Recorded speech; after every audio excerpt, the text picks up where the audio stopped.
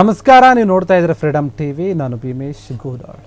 ವೀಕ್ಷಕರೇ, ಭಾರತದ ಕ್ರಿಕೆಟ್ ಇತಿಹಾಸದಲ್ಲಿನೇ ಖುಷಿ ಪಡುವಂತಹ ವಿಚಾರ ಮತ್ತೆ ಒಂದು ಹೊಸ ಮೈಲುಗಲ್ಲು ಅಂತಾನೆ ಹೇಳ್ಬೋದು. ಅದು ಏನಂತಂದರೆ, ನಮ್ಮ ಭಾರತದ ಮಹಿಳಾ ಕ್ರಿಕೆಟ್ ತಂಡ ತನ್ನ ಚೊಚ್ಚಲ ICC ವರ್ಲ್ಡ್ ಕಪ್ಪನ್ನು ಗೆದ್ದಿರುವಂಥದ್ದು. ಮಹಿಳಾ ತಂಡ ಗೆದ್ದಿರೋದು ನಿಜಕ್ಕೂ ಕೂಡ ಎಲ್ಲರೂ ಖುಷಿ ಪಡುವಂತಹ ವಿಚಾರ. ಇಡೀ ದೇಶನೇ ಖುಷಿ ಪಡ್ತಾ ಇದೆ. ಅನೇಕ ಗಣ್ಯರು ಕೂಡ ಇದಕ್ಕೆ ವಿಶ್ ಮಾಡ್ತಾ ಇದ್ದಾರೆ. ಕ್ರಿಕೆಟ್ನಲ್ಲಿರುವಂಥವರು ಮತ್ತು ರಾಜಕೀಯ ನಾಯಕರು, ಬೇರೆ ಬೇರೆ ಎಲ್ಲರೂ ಕೂಡ ಒಂದು ರೀತಿಯಲ್ಲಿ ಶುಭಾಶಯಗಳನ್ನು ಹೇಳುತ್ತಾ ಇದ್ದಾರೆ. ಯಾಕಂದರೆ ಇದು ಈಗಿನ ಕನಸಲ್ಲ, ಸುಮಾರು 47 ವರ್ಷಗಳ ಒಂದು ಕನಸು ಅಥವಾ ಕಾಯುವಿಕೆ ಏನಿತ್ತು ಅದು ಈಗ ಅಂತ್ಯವಾಗಿದೆ. ಭಾರತದ ಒಂದು ಮಹಿಳಾ ಕ್ರಿಕೆಟ್ ತಂಡ ಏನಿದೆ ICCಯ ಒಂದು ಮಹಿಳಾ ವಿಶ್ವಕಪ್ಪನ್ನು ಗೆದ್ದು ಬೀಗಿದೆ. ನೋಡಿ, ಈ ಒಂದು ಕಪ್ಪನ್ನು ಗೆಲ್ಲಬೇಕಂದ್ರೆ ಅಷ್ಟು ಸಾಮಾನ್ಯ ಅಲ್ಲ. ಸಾಕಷ್ಟು ತಂಡಗಳ ಒಂದು ಪೈಪೋಟಿ ಇರುತ್ತೆ. ಆ ಪೈಪೋಟಿಯಲ್ಲಿ ಭಾರತ ಈಗ ಗೆದ್ದಿರುವಂಥದ್ದು. ICCಯ ವರ್ಲ್ಡ್ ಕಪ್ಪನ್ನು ಗೆದ್ದಂತಹ ಮೂರನೇ ವ್ಯಕ್ತಿ ಅಥವಾ ಮೂರನೇ ಆಟಗಾರ್ತಿ ಎನ್ನುವಂತಹ ಒಂದು ಪಾತ್ರಕ್ಕೆ, ವಿಶೇಷ ಪಾತ್ರಕ್ಕೆ ಅವರನ್ನು ಕರೀತಾರೆ. ಕೌರ್ ಏನಿದ್ದಾರೆ ಅವರನ್ನು ಈಗ ಕರೀತಾ ಇದ್ದಾರೆ. 2011ರಲ್ಲಿ ನಮಗೆ ನೆನಪಿದೆ, ಮಹೇಂದ್ರ ಸಿಂಗ್ ಧೋನಿ ಅವರು ವಿಶ್ವಕಪ್ಪನ್ನು ಗೆದ್ದು ಕೊಟ್ಟಿದ್ದರು. ಅದಕ್ಕೂ ಮುಂಚೆ ಹಿಂದೆ ಕಪಿಲ್ ದೇವ್ ಅವರು ಏನು ವಿಶ್ವಕಪ್ಪನ್ನು ತಂದು ಕೊಟ್ಟಿದ್ರು. ಅದಾದ ನಂತರ ಸುಮಾರು ವರ್ಷಗಳ ನಂತರ ಒಂದು ಕಾಯುವಿಕೆ ಇತ್ತು. ಅದು ಮಹೇಂದ್ರ ಧೋನಿ ಅವರಿಂದ ನಮಗೆ ಸಿಕ್ತು. ಇದಾದ ನಂತರ ಮಹಿಳಾ ತಂಡಕ್ಕೆ ಒಂದು ಕೂಡ ICCಯ ಒಂದು ಟ್ರೋಫಿ ಅಂದರೆ ವರ್ಲ್ಡ್ ಕಪ್ಪನ್ನು ಗೆಲ್ಲೋಕ್ಕೆ ಸಾಧ್ಯ ಆಗಿರಲಿಲ್ಲ ಅನ್ನುವಂತಹ ಮಾತಿತ್ತು. ಆ ಒಂದು ಮಾತನ್ನು, ಆ ಒಂದು ನಿರೀಕ್ಷೆಯನ್ನು, ಕಾಯುವಿಕೆಯನ್ನು ಈಗ ದೂರ ಹಾಕಿದೆ. ಕೌರ್ ಏಕದಿನ ಒಂದು ವಿಶ್ವಕಪ್ಪನ್ನು ಗೆದ್ದು ಭಾರತದ ಮೂರನೇ ಕ್ಯಾಪ್ಟನ್ ಅಂತ ಅನಿಸ್ಕೊಂಡಿದ್ದಾರೆ ಈ ಒಂದು ವಿಚಾರವಾಗಿ.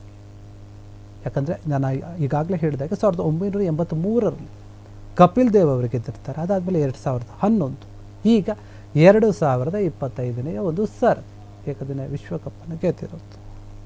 ಹರ್ಮನ್ ಪ್ರೀತ್ ಕೌರ್ ಏನಿದ್ದಾರೆ ಅವರು ಮೂರನೇ ಕ್ಯಾಪ್ಟನ್ ಅಂತ ಅನಿಸ್ಕೊಳ್ತಾ ಇದ್ದಾರೆ. ಅವರ ನೇತೃತ್ವದಲ್ಲಿ ಭಾರತ ತಂಡ ತನ್ನ ಒಂದು ಚೊಚ್ಚಲ ಮಹಿಳಾ ಏಕದಿನ ವಿಶ್ವಕಪ್ನಲ್ಲಿ ಚಾಂಪಿಯನ್ ಆಗಿ ಹೊರಹೊಮ್ಮಿದೆ. ನೋಡಿ, ಈ ಒಂದು ಪ್ರಶಸ್ತಿಯನ್ನು ಮುಡಿಗೇರಿಸಿಕೊಂಡು ನಿಜಕ್ಕೂ ಕೂಡ ಎಲ್ಲ ಕ್ರಿಕೆಟ್ ಅಭಿಮಾನಿಗಳು ಕೂಡ ತುಂಬ ಖುಷಿಯಾದಂತಹ ವಿಚಾರನೇ. ಈ ರೀತಿಯಾಗಿ ಒಂದು ಟ್ರೋಫಿಯನ್ನು ಗೆದ್ದಿರೋದಕ್ಕೆ ಅದಕ್ಕೆ ಸಾಕಷ್ಟು ಬಹುಮಾನಗಳು ಕೂಡ ಬಂದಿದೆ. ಮತ್ತು ICCಯಿಂದ ಕೂಡ ಕೋಟ್ಯಾಂತರ ರೂಪಾಯಿ ಬಹುಮಾನವನ್ನು ಘೋಷಣೆ ಕೂಡ ಮಾಡಲಾಗ್ತದೆ. ಭಾರತ ಮಹಿಳಾ ತಂಡ ಈ ರೀತಿ ಮೊದಲ ಬಾರಿಗೆ ವಿಶ್ವಕಪ್ಪನ್ನು ಗೆದ್ದಿರೋದಕ್ಕೆ ಯಾರು ಕಾರಣ ಅಂದರೆ ಅಲ್ಲಿನ ಒಂದು ಆಟಗಾರರು ಮತ್ತು ಅವರಲ್ಲಿ ಏನು ಒಂದು ಧೈರ್ಯವಂತ ಕೋಚ್ ಆಗಿರ್ಬೋದು, ಎಲ್ಲರಿಗೂ ಕೂಡ ಅವರು ಅರ್ಪಿಸಿದ್ದಾರೆ. ನವ ಮುಂಬೈನ ಒಂದು DY ಪಾಟೀಲ್ ಸ್ಟೇಡಿಯಂ ಅಂತ ಅಲ್ಲಿ ಒಂದು ಫೈನಲ್ ಆಟ ನಡೆದಿರುತ್ತೆ. ಆ ಒಂದು ಮ್ಯಾಚ್ ನೋಡಿ, ಸೌತ್ ಆಫ್ರಿಕಾ ಮತ್ತು ಇಂಡಿಯಾ ಇವೆರಡು ತಂಡಗಳು ಕೂಡ ಮುಖಾಮುಖಿಯಾಗಿರುತ್ತೆ. ಅದರಲ್ಲಿ ಸೌತ್ ಆಫ್ರಿಕಾ ತಂಡವನ್ನು ಟೀಮ್ ಇಂಡಿಯಾ ಸೋಲಿಸುತ್ತೆ. ಇದೇ ಒಂದು ಸೋಲಿಸಿದಂತಹ ಒಂದು ಸಮಯನೇ ನಮಗೆ ಐತಿಹಾಸಿಕ ಒಂದು ಸಾಧನೆಯ ಸಮಯ ಅಂತ ನಾವು ಹೇಳ್ಬೋದು. ಯಾಕಂದರೆ ಈ ಒಂದು ಸಾಧನೆಗೆ ಒಂದು ಟೀಮ್ ಇಂಡಿಯಾ ಏನಿದೆ ಸಾಕಷ್ಟು ವಿಶೇಷತೆ ಇದೆ. ಹೀಗಾಗಿ ಇದಕ್ಕೆ ಶುಭಾಶಯಗಳ ಮಹಾಪುರ ಎಲ್ಲ ಕಡೆಯಿಂದ ಕೂಡ ಶುಭಾಶಯವನ್ನು ಕಳಿಸ್ತಾ ಇದ್ದಾರೆ.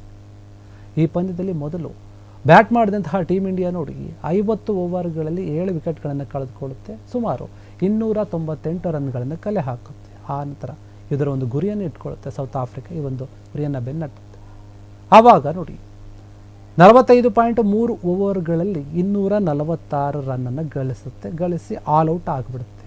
ಆಗ ಭಾರತಕ್ಕೆ ಜಯ ಸಿಗುವಂಥ ಈ ಮೂಲಕ ಭಾರತ ತಂಡ 57 ರನ್ಗಳ ಒಂದು ಭರ್ಜರಿ ಗೆಲುವನ್ನು ಸಾಧಿಸುತ್ತೆ. ಚಾಂಪಿಯನ್ ಆಗಿ ಹೊರಹೊಮ್ಮುತ್ತೆ. ಚಾಂಪಿಯನ್ ಪಟ್ಟವನ್ನು ಅಲಂಕರಿಸುತ್ತೆ ಮಹಿಳಾ ತಂಡ. ಅವರ ಒಂದು ಖುಷಿಗೆ ಆ ಸಮಯದಲ್ಲಿ ನಾವು ಫೋಟೋಗಳನ್ನು, ವಿಡಿಯೋಗಳನ್ನು ಗಮನಿಸಿದಾಗ ಎಷ್ಟರ ಮಟ್ಟಿಗೆ ಖುಷಿ ಇತ್ತು ಅನ್ನೋದು ಗೊತ್ತಾಗುತ್ತೆ. ವಿಶ್ವಕಪ್ ಗೆದ್ದಂತಹ ಒಂದು ಭಾರತದ ಮಹಿಳಾ ತಂಡಕ್ಕೆ ಗೆದ್ದ ಮೇಲೆ ಸಾಕಷ್ಟು ಬಹುಮಾನಗಳು ಕೂಡ ಬಂತು. ನಾವು ಅದನ್ನು ಗಮನಿಸೋದಾದರೆ ನೋಡಿ, ಮೊದಲ ವಿಶ್ವಕಪ್ ಒಂದು ಗೆಲುವಿನ ಜೊತೆಗೆ ಹರ್ಮನ್ ಪ್ರೀತ್ ಕೌರ್ ಅವರ ಒಂದು ನೇತೃತ್ವದ ಭಾರತ ತಂಡಕ್ಕೆ ಎಷ್ಟು ಸಿಗುತ್ತೆ ಅಮೌಂಟ್ ಅಂದರೆ 39.78 ಕೋಟಿ ರೂಪಾಯಿ ಬಹುಮಾನ ಸಿಗುತ್ತೆ. ಇದರ ಜೊತೆಗೆ ವಿಶ್ವಕಪ್ ಇತಿಹಾಸದಲ್ಲಿನೇ ಇದು ನೋಡಿ ಅತಿ ಹೆಚ್ಚು ಬಹುಮಾನ ಬಂದಂತಹ ಒಂದು ಮೊತ್ತ ಅಂತ ಹೇಳ್ಬೋದು. ಅಂತಹ ಒಂದು ಫೈನಲ್ನಲ್ಲಿ ಇನ್ನು ಸೋತಂತಹ ಒಂದು ತಂಡ ಏನಿದೆ ಆ ತಂಡಕ್ಕೆ ರನ್ನರ್ ಅಪ್ ಆಗಿದೆ ದಕ್ಷಿಣ ಆಫ್ರಿಕಾ. ಅವರಿಗೆ 19.88 ಕೋಟಿ ಕೊಡಲಾಗಿದೆ ಬಹುಮಾನದ ರೀತಿಯಲ್ಲಿ ಅಂತ ಹೇಳ್ತಾ ಇದೆ. ಇನ್ನು ಉಳಿದಂತಹ ಒಂದು ಸೆಮಿಫೈನಲ್ಗೆ ಬಂದು ಸೋತಂತಹ ಒಂದು ಆಸ್ಟ್ರೇಲಿಯಾ ಮತ್ತು ಇಂಗ್ಲೆಂಡ್ ಈ ಎರಡೂ ತಂಡಗಳಿಗೂ ಕೂಡ ತಲಾ 9.94 ಕೋಟಿ ರೂಪಾಯಿಗಳನ್ನು ಕೊಡಲಾಗಿದೆ ಅಥವಾ ಅದಕ್ಕೆ ಸಿಗುತ್ತೆ ಅಂತ ಹೇಳ್ತಾ ಇದ್ದಾರೆ. ಅಷ್ಟೇ ಅಲ್ಲ, ಅದರ ಜೊತೆಗೆ ಏನು 39 ಕೋಟಿ ರೂಪಾಯಿ, ಅದರ ಜೊತೆಗೆ ನಮ್ಮ BCCI ಕೂಡ ಭಾರತ ತಂಡಕ್ಕೆ ಸುಮಾರು 51 ಕೋಟಿ ರೂಪಾಯಿ ಕೊಟ್ಟಿದೆ ಬಹುಮಾನ ಅಂತ ಹೇಳಲಾಗ್ತದೆ. ಅದೆಲ್ಲ ಒಟ್ಟಿಗೆ ಕೂರಿಸಿದಾಗ ಒಂದು 80-90 ಕೋಟಿ ರೂಪಾಯಿ ಆಗುತ್ತೆ. ಅಷ್ಟು ದೊಡ್ಡ ಮಟ್ಟದ ಒಂದು ಅಮೌಂಟ್ ಬಂದಿರುವಂಥದ್ದು ಭಾರತದ ಒಂದು ಮಹಿಳಾ ತಂಡ. ನೋಡಿ, ನಾವು ಹಿಂದೆ ನೋಡೋದಾದರೆ 125 ಕೋಟಿ ರೂಪಾಯಿನ ಗೆದ್ದಿತ್ತು. ಅಂದರೆ ನಮ್ಮ ಬಾಯ್ಸ್ ಟೀಮ್ ಏನಿದೆ, blue boys team 2024 team India, ನಿಮಗೆಲ್ಲರಿಗೂ ಗೊತ್ತಿರೋ T20 ವರ್ಲ್ಡ್ ಕಪ್ಪನ್ನು ಗೆದ್ದಿತ್ತು. ಅವರಿಗೆ BCCIಯಿಂದ 125 ಕೋಟಿಯನ್ನು ಬಹುಮಾನವನ್ನು ಕೊಟ್ಟಿದ್ರು. ಈಗ ಮಹಿಳೆಯರಿಗೆ 51 ಕೋಟಿಯನ್ನು ಕೊಟ್ಟಿತ್ತು. ಟೀಮ್ ಇಂಡಿಯಾ ನೋಡಿ, ಆಗ ಗೆದ್ದಂತಹ ಒಂದು ಪುರುಷರ ಟೀಮ್ ಏನಿತ್ತು, ಅವರು ಕೋಚಿಂಗ್ ಸಿಬ್ಬಂದಿಗಳಿಗೆ ಆ ಒಂದು ದುಡ್ಡನ್ನು ಹಂಚಿಬಿಡ್ತಾರೆ ಅಂತ ಹೇಳ್ತಾರೆ. ಈ ಒಂದು ದುಡ್ಡು ಇವರೇನು ಮಾಡ್ತಾರೆ ಗೊತ್ತಿಲ್ಲ, ನೋಡಬೇಕು. ಆದರೆ ಟೀಮ್ ಇಂಡಿಯಾ ಮಾತ್ರ ಕ್ರಿಕೆಟ್ನ ಒಂದು ಜಗತ್ತಲ್ಲಿ ಒಂದು ಹೊಸ ಇತಿಹಾಸಗಳನ್ನು ಬರಿತಾ ಹೋಗ್ತಾ ಇದೆ. ಆಟ ಎಷ್ಟರ ಮಟ್ಟಿಗೆ ಆಡ್ತಾ ಇದ್ದಾರೆ, ಯಾವ ರೀತಿ ಸಾಧನೆ ಮಾಡ್ತಾ ಇದ್ದಾರೆ, ಅದೆಲ್ಲ ಕೂಡ ನಾವು ನೋಡ್ತಾ ಇದ್ದೀವಿ. ಅದೇ ಈ ಒಂದು ರೀತಿ ಗೆಲುವನ್ನು ಸಾಧಿಸಿದ ಮೇಲೆ ಎಲ್ಲ ನಾಯಕರು ಕೂಡ ವಿಶ್ ಮಾಡ್ತಾ ಇದ್ದಾರೆ. ಅದರಲ್ಲಿ ಮುಖ್ಯವಾಗಿ ವಿರಾಟ್ ಕೊಹ್ಲಿ ಅವರು ಕೂಡ ಈ ರೀತಿಯ ಒಂದು ಗೆಲುವನ್ನು ಸಾಧಿಸಿರುವಂಥದ್ದು ನಿಜಕ್ಕೂ ಕೂಡ ಖುಷಿ ತಂದಿದೆ ಅಂತ ಅವರು ಕೂಡ ಟ್ವೀಟ್ ಮಾಡಿದ್ದಾರೆ, ಶುಭಾಶಯಗಳನ್ನು ತಿಳಿಸಿದ್ದಾರೆ. ಇನ್ನು ಈ ಒಂದು ಮ್ಯಾಚ್ ಏನು ಫೈನಲಲ್ಲಿ ನಡೀತಾ ಇತ್ತು ಮುಂಬೈನಲ್ಲಿ, ಅಲ್ಲಿಗೆ ಸ್ವತಃ ಇಂಡಿಯಾದ ಕ್ಯಾಪ್ಟನ್ ಆಗಿರುವಂತಹ ರೋಹಿತ್ ಶರ್ಮಾ ಅವರ ಒಂದು ದಂಪತಿಗಳ ಜೊತೆ ಹೋಗಿ ಮ್ಯಾಚನ್ನು ನೋಡಿದ್ದಾರೆ. ಅಲ್ಲೇ ಕೆಲವೊಂದು ಕ್ಷಣ ಗೆಲ್ಲುವಂತಹ ಒಂದು ಮೂಮೆಂಟ್ ಅಂತ ಏನು ಬರುತ್ತೆ ಅದು ಗೊತ್ತಾಗುತ್ತೆ. ಆ ಒಂದು ಸಮಯದಲ್ಲಿ ಭಾವುಕರಾಗಿದ್ದಾರೆ. ಈ ರೀತಿಯಾದಂತಹ ಒಂದು ಮ್ಯಾಚ್ ನಿಜಕ್ಕೂ ಕೂಡ ನಮಗೆ ತುಂಬ ಖುಷಿ ತಂದಿದೆ ಅಂತ ಅವರು ಕೂಡ ತಮ್ಮ ಸಾಮಾಜಿಕ ಮಾಧ್ಯಮದಲ್ಲಿ ಕೆಲವೊಂದು ವಿಚಾರಗಳನ್ನು ಹಂಚಿಕೊಂಡಿದ್ದಾರೆ. ಇದರ ಒಂದು ವಿಚಾರವಾಗಿ ಇನ್ನು ಸಾಕಷ್ಟು ಸಚಿನ್ ಆಗಿರ್ಬೋದು, ಗಂಗೂಲಿ, ಬೇರೆ ಎಲ್ಲ ನಾಯಕರು ಇದರ ಬಗ್ಗೆ ಮಾತನಾಡಿದ್ದಾರೆ. ಇನ್ನು ನಮ್ಮ ಕರ್ನಾಟಕದ CM ಮತ್ತು DCM ಸಿದ್ದರಾಮಯ್ಯ ಅವರು, DK ಶಿವಕುಮಾರ್ ಅವರು ಕೂಡ ಕ್ರಿಕೆಟ್ ಪ್ರೇಮಿಗಳೇ. ಸಾಕಷ್ಟು ಬಾರಿ ನಾವು ಅವರನ್ನು ಕೂಡ ಕ್ರೀಡಾಂಗಣದಲ್ಲಿ ನೋಡ್ತೀವಿ. IPL ಬಂದಾಗ ಅವರು ಕೂಡ ನೋಡೋಕೆ ಬರ್ತಾರೆ, ಬೇರೆ ಮ್ಯಾಚ್ಗಳಲ್ಲಿ ಕೂಡ ಬರ್ತಾರೆ. ಅವರು ಕೂಡ ಈ ಒಂದು ಗೆಲುವಿಗೆ ಶುಭವನ್ನು ಹಾರೈಸಿದ್ದಾರೆ. ಇನ್ನು ದೇಶದ ಪ್ರಧಾನಿಯಾಗಿರುವಂತಹ ನರೇಂದ್ರ ಮೋದಿ ಅವರು ಕೂಡ ಈ ಒಂದು ಮಹಿಳಾ ತಂಡದ ಗೆಲುವಿಗೆ ಶುಭಾಶಯಗಳನ್ನು ಕೋರಿದ್ದಾರೆ. ನೋಡಿ, ಇಂತಹ ದೊಡ್ಡ ಮಟ್ಟದ ಒಂದು ಗೆಲುವನ್ನು ತಂದಿರೋದಕ್ಕೆ ನಿಜಕ್ಕೂ ಕೂಡ ಇದು ನಮ್ಮ ಭಾರತ ದೇಶದ ಹೆಮ್ಮೆ ಅಂತ ಹೇಳಿ ಪ್ರಧಾನಿ ಮೋದಿ ಅವರು ಕೂಡ ಈ ಒಂದು ವಿಚಾರವಾಗಿ ಮಾತನಾಡುವಂಥದ್ದು, ಶುಭಾಶಯಗಳನ್ನು ಅವರಿಗೆ ತಿಳಿಸಿರುವಂಥದ್ದು. ಏನೇ ಆದರೂ ಕೂಡ ನೋಡಿ, ಸಾಕಷ್ಟು ವರ್ಷಗಳ ಒಂದು ಕಾಯುವಿಕೆ ಏನಿತ್ತು ಅದಕ್ಕೆ ಈಗ ಅಂತ್ಯ ಆಗಿದೆ. ಸುಮಾರು 47 ವರ್ಷ ಅಂತ ಹೇಳ್ತಾರೆ ಕಾಯುವಂಥದ್ದು ಏನು ಯಾವ ರೀತಿ ಅಂತ. ಇನ್ನು ಸಾಮಾನ್ಯವಾಗಿ ನಮ್ಮ ಕರ್ನಾಟಕದವ್ರಿಗೆ ಅದು ಗೊತ್ತೇ ಇದೆ. ಒಂದು ಕಪ್ಗೋಸ್ಕರ ನಾವು ಎಷ್ಟು ವರ್ಷ ಆದರೂ ಕಾಯ್ತೀವಿ ಅಂತ ತೋರಿಸ್ಕೊಟ್ಟಿದ್ದು ನಮ್ಮ RCB, ಅದು ಗೊತ್ತೇ ಇದೆ. 18 ವರ್ಷಗಳ ಕಾಯುವಿಕೆಯನ್ನು ನಾವು ಮುಗಿಸಿದ್ದೇವೆ. ಈಗ ಮಹಿಳಾ ತಂಡ 47 ವರ್ಷದ ಒಂದು ಕಾಯುವಿಕೆಯನ್ನು ಮುಗಿಸಿ ಒಂದು ಚೊಚ್ಚಲ ಒಂದು ಕಪ್ಪನ್ನು ತನ್ನ ಮುಡಿಗೇರಿಸಿಕೊಂಡು ನಿಜಕ್ಕೂ ಕೂಡ ಇದು ಎಲ್ಲರೂ ಖುಷಿ ಪಡುವಂತಹ ವಿಚಾರ.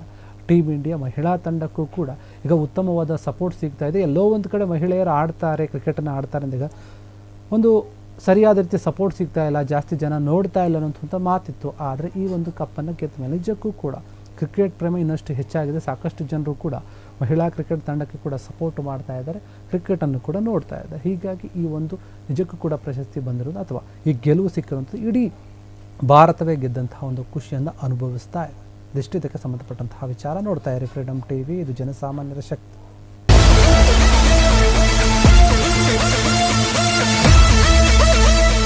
ಕ್ಷಣ ಕ್ಷಣದ ಸುದ್ದಿಗಳಿಗಾಗಿ ಫ್ರೀಡಮ್ ಟಿವಿ ಸಬ್ಸ್ಕ್ರೈಬ್ ಮಾಡಿ, ಲೈಕ್ ಮಾಡಿ ಹಾಗೂ ಫಾಲೋ ಮಾಡಿ. ಹೊಸ ಸುದ್ದಿಗಳ ನೋಟಿಫಿಕೇಶನ್ಗಾಗಿ ಬೆಲ್ ಐಕಾನ್ ಮೇಲೆ ಕ್ಲಿಕ್ ಮಾಡಿ.